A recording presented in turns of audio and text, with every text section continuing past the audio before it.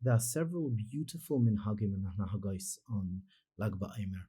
So, for example, I'm sure everybody knows that we light fires, and this is actually brought by the Aruch HaShulchan 493, Halacha 7, and as well Minhag Yisrael Torah on page 3, in Simon 493, page 147, and many other sources. There's various reasons of why we light fires. One of them is, for example, that Rabbi Shimon Bar Yochai taught us the Kabbalah, which gives us a fire in our belly. It's mamish like fire, and it warms us. The others explained that there was a fire that surrounded the cave. It's interesting to note as well, there's a minhag to throw garments into the fire. And this is brought by the Stei Chemed, Eretz Yisrael Vav, and as well, Tameh Minhagim, page 272, actually brings the Stei Chemed. And there's various reasons for this as well. Number one, Rabbi Shimon Bar Yochai didn't wear clothes in the cave, only on Shabbos. And he learned, and when he learned during the week, he covered his body in sand. That's one reminder, for example, which is brought in Yeshua's Malka, page 12. And the other is that clothes represent garments. They represent klipa. So we want to burn all the klipa to get into the pnimius. Those who permit saying there's no bal tashlich by throwing clothes into the fire, and there are those who say that it's not bal tashlich, and one should throw away old clothes, not new clothes. One should throw away old clothes.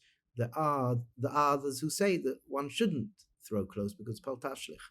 However, there are customs, as we said, they do that. So today people use old clothes. And as well, the nighttime and the daytime are the days where people are the whole night till the day.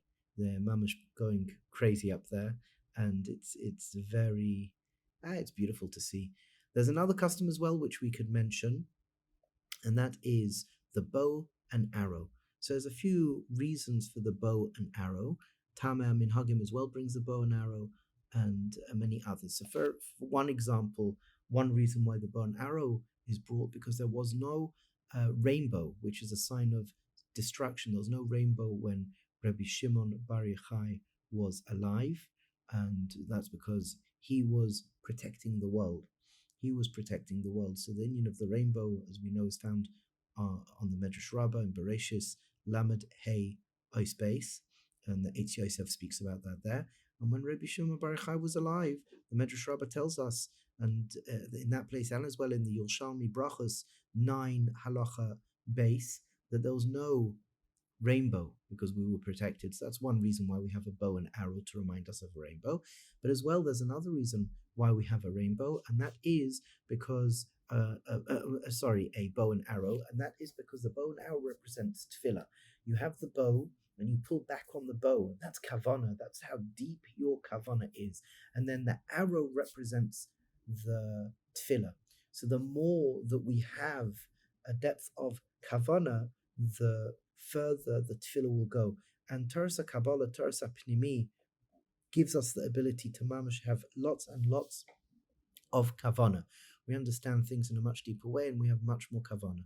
There's as well another beautiful custom called Chai Rotel, and Chai Rotel is an ancient measurement which is equivalent today of about 54 liters. And the minhag is to use the minhag used to be limited to wine, grape juice. However, today it's water and other sorts of drink.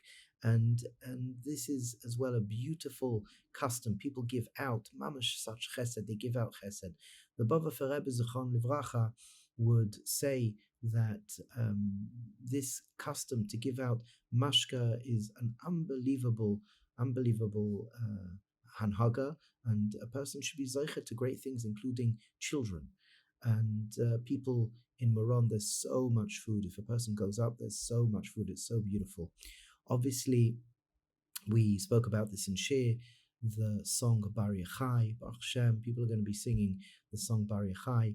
The Darchei Shalom, the Munkacher, has a beautiful parish on this. and there's a lot to say on this.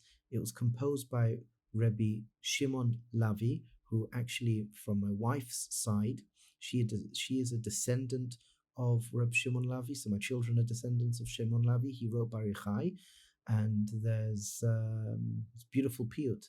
I hope maybe we will go through some of it as well. People sing Rabbi Akiva, as we know, Gemara Yuma, the Gemara Yuma, the last Mishnah in Yuma, Rabbi Akiva, and that's because Rabbi Akiva, the Talmidim, as we mentioned in the previous recording.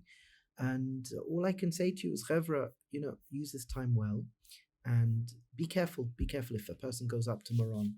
There as well could be a lot of not good things up there, so make sure that you are aware. And Be'ezras Hashem, you should have a fabulous Lag BaOmer Kultiv.